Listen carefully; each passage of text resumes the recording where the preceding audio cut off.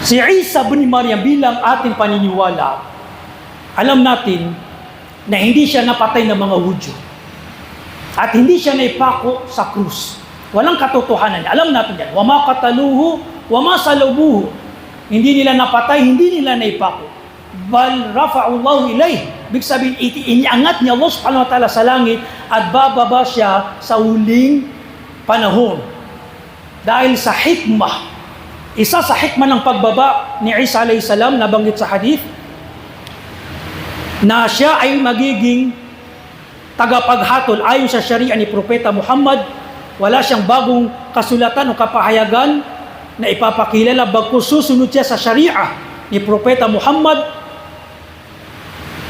Papatayin ang lahat ng baboy, sisirain lahat ng krus, at ang pinakamalaking layunin ay upang pabulaanan ang pinaniwalaan ng mga Kristiyano hinggil sa Kanya.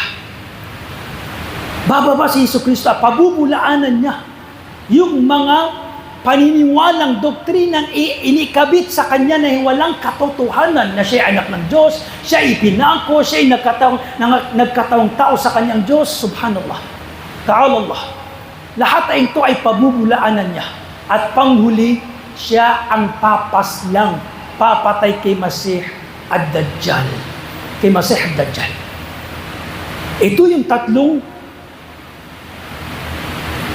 malaking sign na magagana o lilitaw sa mga huling panahon na kailangan ikinukuwento natin, binabanggit natin, dahil ito ay propesiya ng Rasulullah sallallahu alaihi wasallam.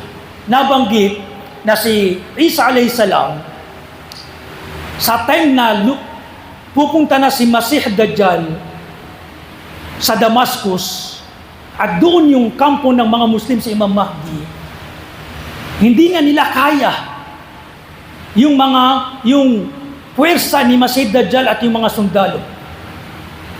Bago mag-salatul fajr, mashallah, bababa si Isa alayhi salam mula sa langit. Sabi ng Rasulullah sallallahu alaihi wasallam, bababa idh ba'atha Allahu al-Masih bin Maryam ila akhir al-hadith. Bababa sa isang tore na puti, isang gusali o isang nabanggit na isang masjid sa Damascus, na bitbit siya ng dalawang anghel. Bitbit ng dalawang anghel. Nakikita ng mga Muslim ang pagbaba ni Masih ad-Dajjal bago sa oras ng adhanul fajr, na napakaputi ng mukha ni Isa, sariwa, mashallah. Nakikita sa kanya na bitbit siya ng dalawang anghel, at sa kanyang pagbaba sasabihin niya, sabi ng Rasul, kaifa antum idha nazala ibnu Maryam wa imamun minkum. Ano sa palagay niyo? Isipin niyo, sabi ng Rasulullah, sa pagbaba ni Isa alayhi salam, masasaksihan ng mga Muslim at ang imam ay mula sa inyo. Na iyon ang imam, si Imam Mahdi. Kasi sa pagbaba ni Isa, magpapakumbaba si Mahdi, na ang gagawing imam ay si Isa. Pero sabi ni Isa, sasabihin ni Isa, kayo ang imam. Yun ang malaking palatandaan na ang syariah ni Propeta Muhammad sallallahu alaihi wasallam ang kanyang i-implement, ipapatupad. At pagkaraan doon na mag-uumpisa ang tinatawag na malaking digmaan. Subhanallah, malaking digmaan.